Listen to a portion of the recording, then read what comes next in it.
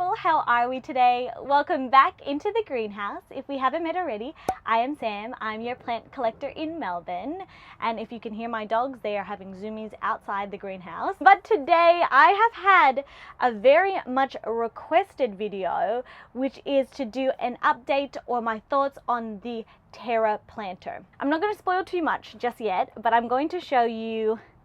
It is here, that is the back of it. But the first thing that I want to talk to you guys about is that Sam made a boo-boo, and she already kind of knew this the last time I was filming this video on the Terra planter, and that is that this was given to me as a gift, and when I received it, I was told that it was a Terra planter.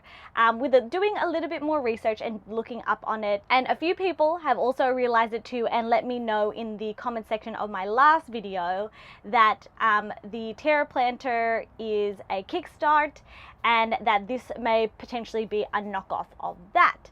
So I don't want to go into technicalities of it, but regardless, there are these terracotta planters that are essentially inside out planters. Whether you end up buying the one that I have, whether you end up buying the Terra planter, it is still kind of the same concept. So I thought I'd give you an update. I'll also give you my genuine thoughts, honest review, and essentially just show you what has been happening in the last month. Without further ado, let me show you this terracotta planter. Here she is in all of her glory. Da da da da. I can honestly say the Hoya has really freaking loved it, and the orchid right there has done nothing. Sam loves to do experiments. She had no idea what she was doing when putting these things on and just hoping for the best, and luckily this Hoya has really loved and taken to the planter, but the orchid has kind of just stayed at a standstill. It is neither thriving nor dead, so I can say that it hasn't really done anything.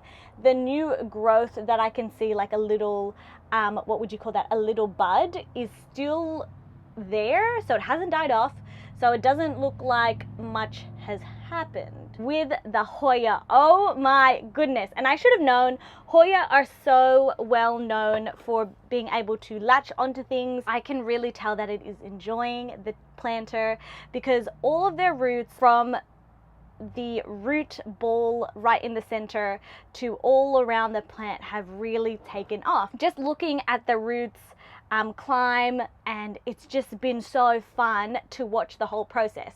So given in the greenhouse it is quite hot all the time, I try to keep it to about 25 degrees in here, so therefore this Terra planter's water, because you put the water in there at the top, and again the water would go through osmosis, it will travel through the terracotta because it is porous and supply the roots water. One withdrawal is that because my planter was in the greenhouse with very hot conditions, the water would evaporate or will go through the terracotta and be used by the plant really quickly, so I would have to refill it every couple of days. I would say about every 3 to 7 days, just depending on how hot it was. When the sun really wasn't out in Melbourne, I really didn't have to do too much, but as soon as the sun was out, the heat from the greenhouse would essentially just suck up all the water. If you have your plant in soil, I feel like it's relatively the same, that you still need to water your plant every like 3 to 7 days, depending on your climate and all of these other factors.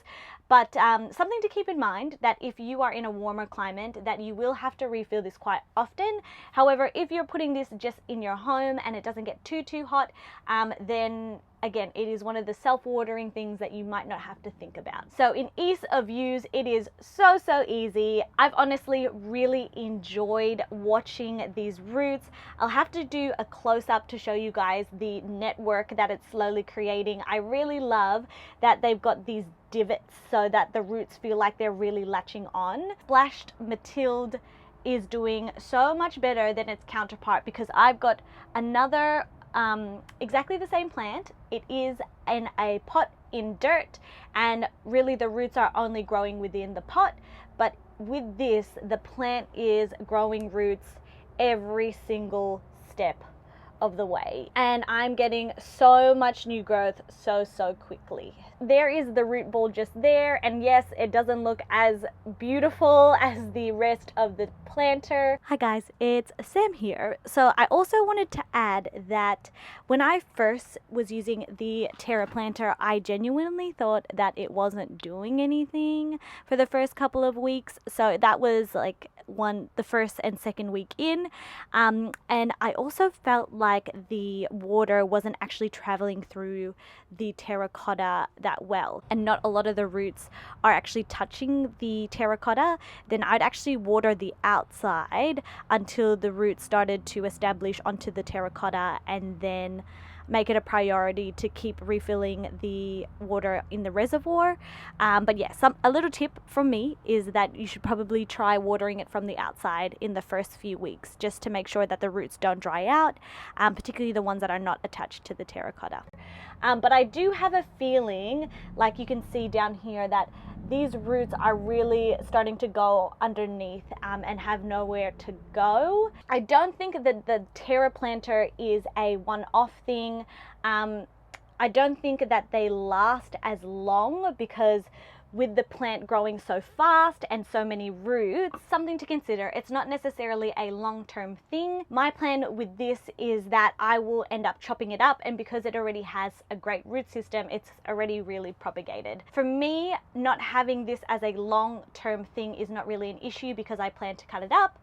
But I do know that if you had your plant in a pot, it would last you a lot longer in terms of having to repot it.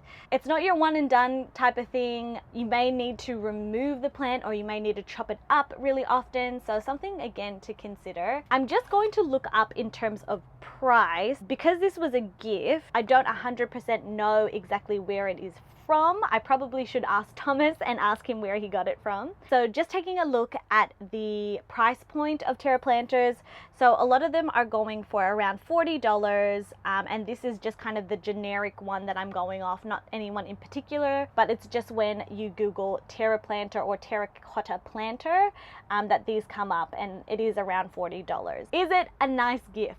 Absolutely. I think that it is something that is really fun to do. It's different. Sam is all about unique products, and I think that this one is really something that you don't get to see, because it is a inside out planter. It can be super aesthetically pleasing, because once you have all of the green in it, as well as all of the roots, they just look like such an incredible network. I have enjoyed it thoroughly. In terms of growth, this Hoya has really just, I don't even know what you call that, exponentially has grown a lot, especially when I compare it to my other Hoya. I should probably grab it, hey. So it has been about a month since I put the Terra planter all together, and this has seriously done nothing. I think that one leaf may have popped up, but in terms of size, I'm pretty sure this has not moved, although it does probably look like it needs a water because it's shriveled up. So 1 second. And then I just look at this one, and it seriously has grown so fast. We've got about 2, 4, 6, 8, 10, 12, 14 new leaves, crazy root system, and yeah, I am seriously really happy with it. Someone also told me that the orchid that I have in there is actually a terrestrial orchid. It just means that the plant is actually normally situated on the ground rather than being an epiphyte. So epiphytes can like cling onto different trees and essentially use a lot of aerial roots. Apparently these guys, once the roots are exposed to air, the roots die. So Sam pretty much set this orchid up for failure. Luckily, it's not dead. So what I'm going to do is I'm going to actually take off this orchid, and I'm actually going to put it in water in hopes that I can save it. We live and we learn and we do experiments. So am I tough on myself? No, absolutely not.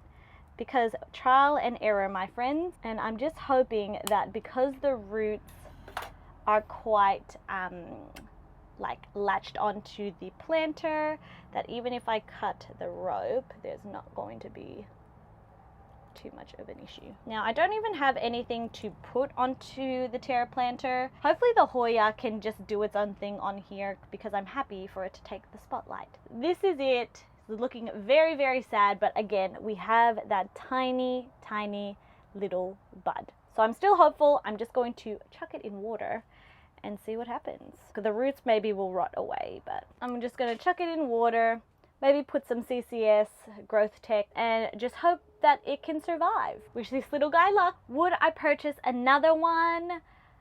You know what? I probably would, especially if it came to me having another Hoya that I wanted to propagate a lot. I do think I would actually buy another one. So thank you, Thomas, for introducing me to an awesome product. I've really been enjoying it. So it is a tick of approval from Sam. Is it the best thing that has ever hit this planet? No. Is it unique? Yes.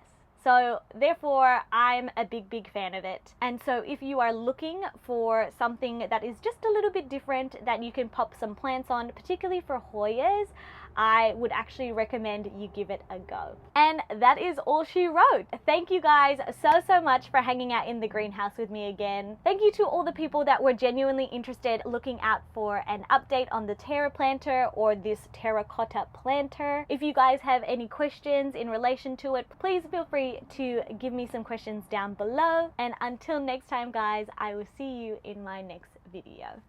Bye! Mwah!